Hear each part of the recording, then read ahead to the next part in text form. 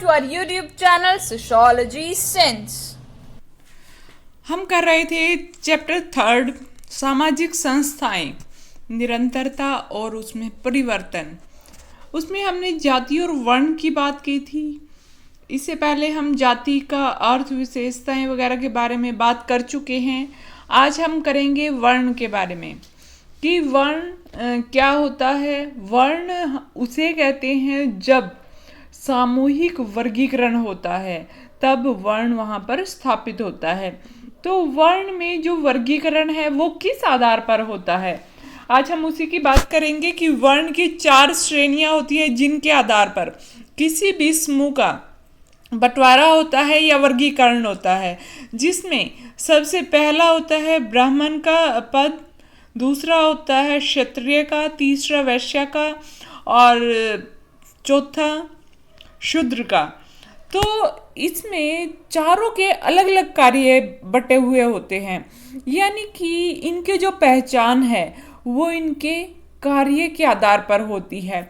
जैसे ब्राह्मण को एक हम टीचर की तरह लेते हैं कि वो इतना ज्ञान रखता है कि वो किसी और को उस ज्ञान को दे सके, यानी कि ब्राह्मण का कार्य है कि दूसरे को रास्ता दिखाना, यानी कि ज्ञान इतना देना कि अज्ञानता का विनाश हो सके, यानी कि वो सभी सदस्यों को ज्ञान की प्राप्ति करवाता है, जिसे किसका स्थान मिला है, ब्राह्मण का। दूसरा नंबर आता है क्षत्रिय का, यानी कि जो अपने बल के द्वारा दूसरे की रक्षा कर सके, वो पद होगा क्षत्रिय का। यानी कि जैसे हम अगर प्राचीन समय की बात करें तो उस टाइम में हमारे जो राजा होते थे उनका कार्य क्या था कि प्रजा की रक्षा करना। और रक्षा वो कैसे करते थे कि दूसरे राज्य वाले अगर उनके ऊपर हमला करते हैं तो वो उनसे उनकी रक्षा करते थे, उनका बचाव करते थे। और तीसरा स्थान आता है वैश्य का, यानी कि जो उस प्रजा को उत्पादन देगा, यानी कि पेट भरने के लिए जो अनाज पैदा करेगा या कोई भी कार्य करेगा जिससे कि जीवन शैली आगे बढ़ सके, वो कार्य होता था वैश्य का। यानी कि एक व्यापारी, यानी कि जिसे आज हम बिजनेसमैन के तौर पर ले सकते हैं, एक किसान को हम इस श्रेणी में रख सकते हैं। चौथा जो स्थान है शूद्राज का होता है, यानी कि जो हर तरह से सफाई का प्रबंध रखेगा, यानी कि कहीं पे भी अगर अस्वस्थ माहौल है तो वहाँ पे वो स्वच्छता करेगा। अब आती है कि जाति और वर्ण दोनों में मेन अंतर क्या है।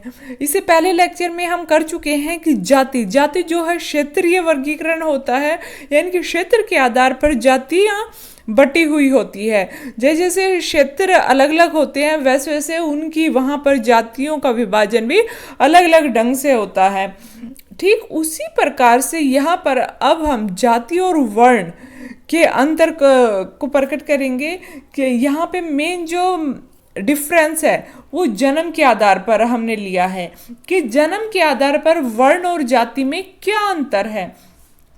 वर्ण व्यवस्था किस तरह से एस्टेब्लिश होती है। वर्ण व्यवस्था का मेन जो स्थापित होने का कारण है वो है क्रम, यानी कि वर्ण व्यवस्था में हम कार्य को प्रमुखता देते हैं। जो प्रधानता है वो कार्य की होती है, व्यक्ति के कार्य की होती है, जिसके आधार पर ये नहीं कि जो आज ब्राह्मण है वो शूद्राज नहीं बन सकता, लेकिन जिसको भी ज्ञान है वही फर्स्ट पोजीशन पे आ सकता था, यानी कि शूद्राज भी ब्राह्मण बन सकता था अगर वो कर्म कांड वगैरह का ज्ञान रखता है। यानी कि कार्य के आधार पर वर्ण का बंटवारा होता था कि जिसको जितना ज्ञान है उसी के आधार पर उनका बंटवारा क्रमबद्ध होता था। और जबकि जाति जो है पूर्ण रूप से कंप्लीटली बर्थ पर आधारित है कि हम किस जाति में पैदा हुए, वही हमारी जाति कहलाती है। वर्ण की जो ये व्यवस्था है हमें प्राचीन जो धार्मिक ग्रंथ है हमारे वहाँ से हमें मिलती है, जबकि जाति व्यवस्था में व्यक्ति का व्यवसाय क्या है, कार्य क्या है, सामाजिक स्थिति उसकी क्या है, विवाह आदि जैसे हमने विशेषताएं की हैं जाति की कि विवाह भी हमें उसी जाति में करना होता है आदि सब कुछ जन्म पर निर्भर करता है। यानी कि हमारे जो कार्य हैं वो जाति के आधार पर डिसाइड होते हैं कि हमें क्या कार्य करना है, जबकि वर्ण में हम अपनी क्षमता के अनुसार कार्य कर सकते हैं। यानी कि हम अपनी कैपेबिलिटी के अकॉर्डिंग अपने कार्य को बहुत अच्छा बना सकते हैं, जबकि जाति में हमें जन्म के आधार पर ही क्षमता प्राप्त होती है। हम जिस जाति में पैदा होते हैं उसी के अनुसार हमें कार्य करने पड़ते हैं, चाहे हमारे अंदर क्षमता है या नहीं है। अब आता है वर्ण और जाति में अंतर और क्या क्या हो सकते हैं।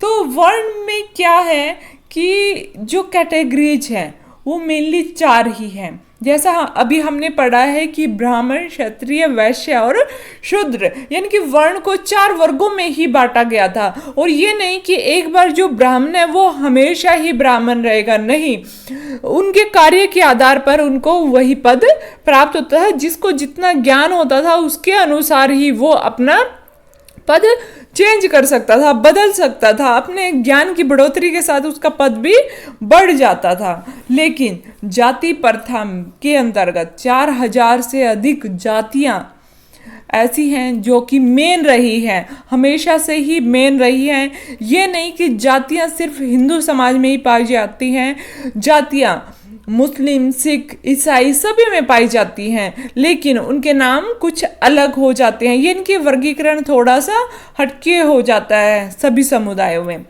दूसरा है कि वर्ण क्रम पर आधारित होता है, कार्य को हम प्रमुखता देते हैं, जबकि जाति में हम जन्म को प्रमुखता देते हैं कि हम जिस जाति में पैदा हुए वही हमारी मेन कहलाएगी, यानी कि हम उसी के ही आगे बढ़ाने वाले होंगे।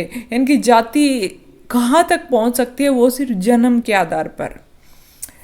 नेक्स्ट है कि वर्ण व्यवस्था लचीली है। लचीली यानी कि जिसको हम चेंज कर सकते हैं। जैसे मैंने कहा कि हम अपने कार्य के आधार पर, अपने ज्ञान के आधार पर अपनी जो पोजीशन है उसको बदल सकते हैं।